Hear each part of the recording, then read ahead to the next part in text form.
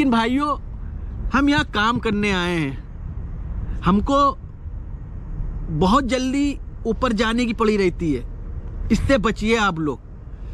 वहाँ से हम ये कह के तो आ जाते भाई कोई भी काम होगा हम कर लेंगे, हमको इंडिया के 20,000 मिलेंगे, बचा लेंगे, ये मेहनत कर लेंगे। लेकिन जब यहाँ आते हैं हम दूसरे को देखते हैं ना कि हमसे ज़्यादा कमा रहा है, उसमें हम गड़बड़ हो जाते हैं।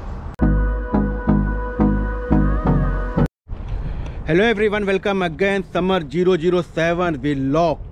तो दोस्तों, जो भी लोग बाहर रहते हैं और जो आना चाहते हैं वो ये वीडियो को लास्ट तक देखेंगे।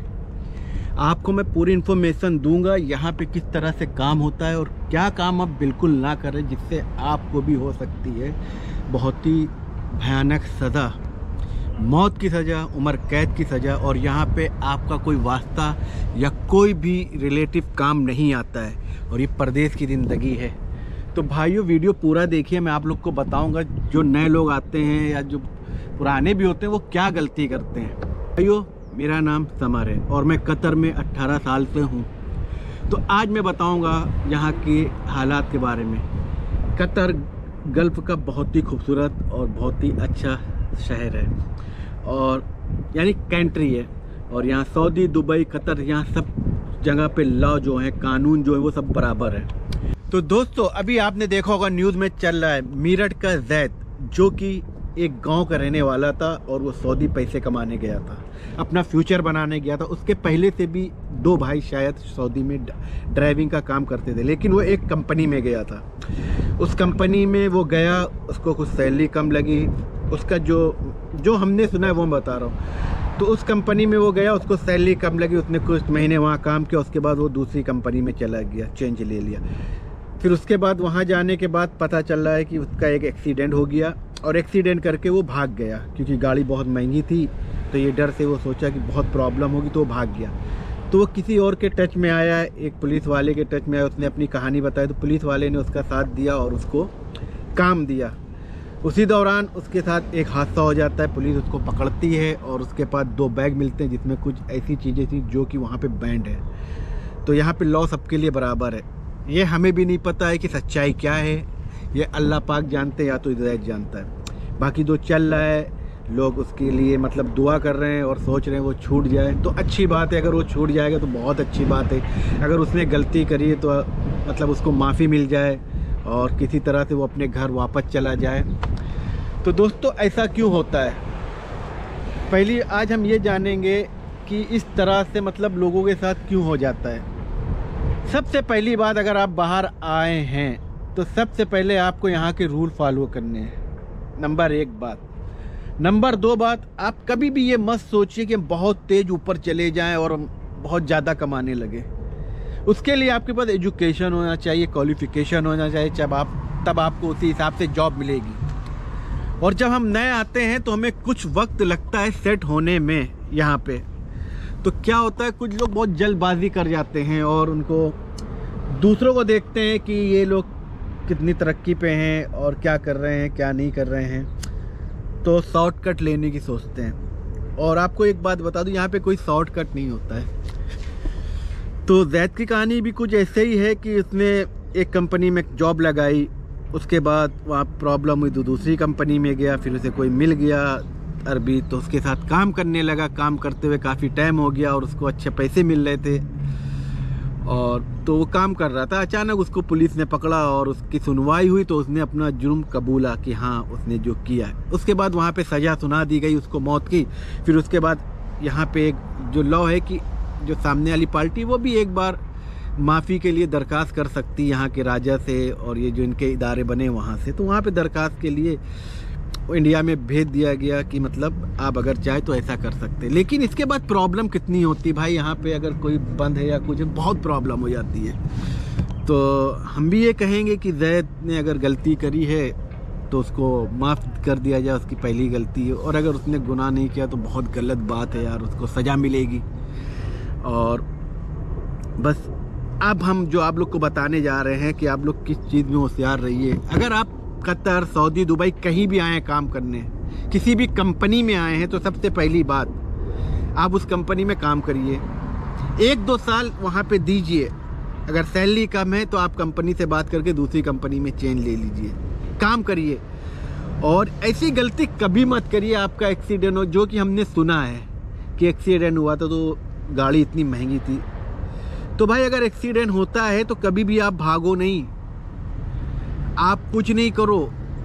आप सिर्फ अगर आपका कफील या आपका कंपनी आपको टॉर्चर करती है और आप उस टॉर्चर से वजह से आप कुछ गलत कदम उठाते हैं, वो मत उठाइए। डायरेक्ट आप पुलिस में जाइए, आप CID में जाइए, आप बताइए कि हमसे एक्सीडेंट हुआ है, क्योंकि आपके पास लाइसेंस है। अगर आपकी गलती भी है और पहली बार कुछ ऐसी गलती है तो आपको उसके लिए डरने की ज़रूरत नहीं है, क्योंकि गाड़ी का इंश्योरेंस होता है, गाड़ी पे इंश्योरेंस है, गाड़ी का इंश्योरेंस है तो गाड़ी की कंपनी आपको काम कराएगी और वो जो आपकी कंपनी है वो आपका भी इंश्योरेंस कराती है।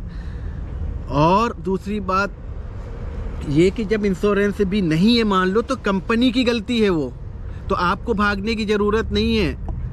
और पुलिस अगर आएगी, यहाँ पे सब सिस्टम से काम होता है कि ये नहीं कि हमने जो कह दिया वो हो गया, वो कर दिया गया, तो आपको डरने की ज़रूरत नहीं है। अगर आपकी गाड़ी में पेपर नहीं तो पुलिस वो रिस्पॉन्सिबल कंपनी है, चाहे वो गाड़ी 10,000 की हो चाहे वो 10 लाख की हो।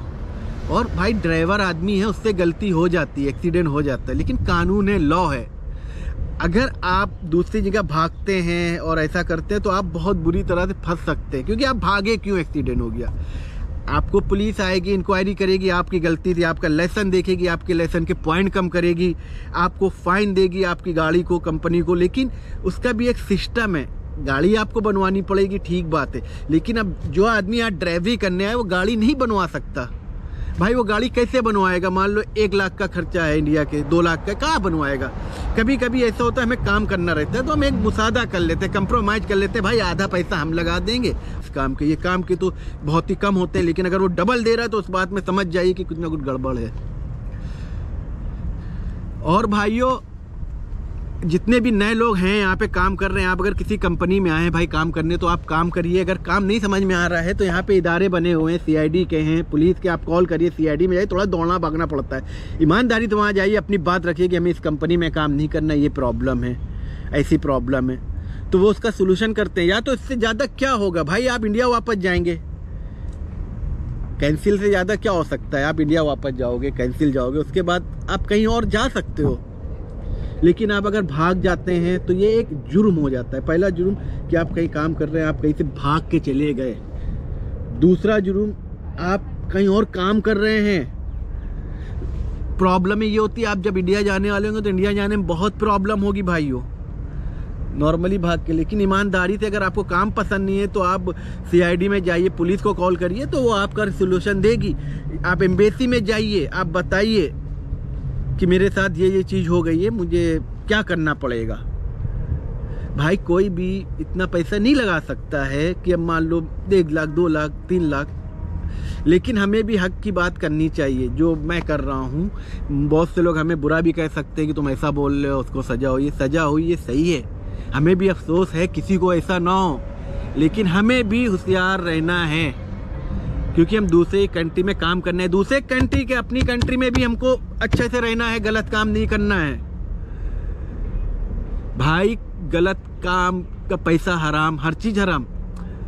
जैद के बारे में कुछ लोग ये कह रहे हैं उसको फंसाया गया है, चलो मान लिया फंसाया गया, फिर भी उसका रिहाई हो जाएगी, क्योंकि यहाँ पे जब अगर आप माफ़ी के लिए कहते हैं तो ज़्यादातर लोगों को माफ़ कर दिया जाता है। बहुत ही बड़ा जुर्म किसी ने किया होता, बार बार जो करता है उसको सज़ा होती है। और मेरी भी दुआ है ये जैद को माफ़ कर दिया जाए, लेकिन उसने जुर्म कबूला है और माफ़ी हो सकती है जब गवर्नमेंट भी काम करेगी और वहाँ उनके माँ बाप जो हैं अप्लाई करेंगे यहाँ पे, तो सिस्टम बाय सिस्टम काम होता है, जो भी इस लैंड में वो बताएंगे। लेकिन भाइयों, हम यहाँ काम करने आए हैं, हमको बहुत जल्दी ऊपर जाने की पड़ी रहती है, इससे बचिए आप लोग। वहाँ से हम ये कह के तो आ जाते भाई कोई भी काम होगा हम कर लेंगे, हमको इंडिया के 20,000 मिलेंगे, बचा लेंगे, ये मेहनत कर लेंगे। लेकिन जब यहाँ आते हैं हम दूसरे को देखते हैं ना कि हमसे ज़्यादा कमा रहा है, उसमें हम गड़बड़ हो जाते हैं। ये देखो, किसी ने 5 साल दिया है, किसी ने 10 साल दिया है, तब जाके वो इस मुकाम पे पहुँचा है। तो प्लीज़ डरो नहीं, और अगर काम नहीं समझ में आ रहा है सीधे इंडिया चले जाओ, यहाँ इधर उधर नहीं करो। और अगर आपको चेंज करना है या भागना है तो पुलिस के पास जाओ, बताओ क्या हुआ है क्या नहीं। इससे क्या होगा, आपकी लाइफ सेव है, आपके घर वाले सेव है, सब कुछ सेव है। और जल्दी ऊपर जाने में तो टाइम लगता है, आप किसी को देख के काम मत करो। 700-600 से लोग शुरू करते हैं। मेरी सैलरी खुद 600 रियाल थी और 5000-6000 रियाल महीना में बचाया हमने।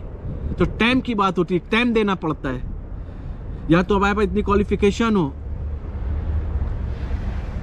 और भाइयों, इसमें हमने बहुत चीज़ें कही, हो सकता सही है गलत है हम नहीं जानते। अगर आपको बुरा लगा हो तो आई एम सॉरी, लेकिन सच्चाई यही है कि बहुत से जो अपने भाई हैं इंडिया पाकिस्तान के, वो लोग सोचते नहीं हैं काम करने से पहले। उनको सब इजी लगता है।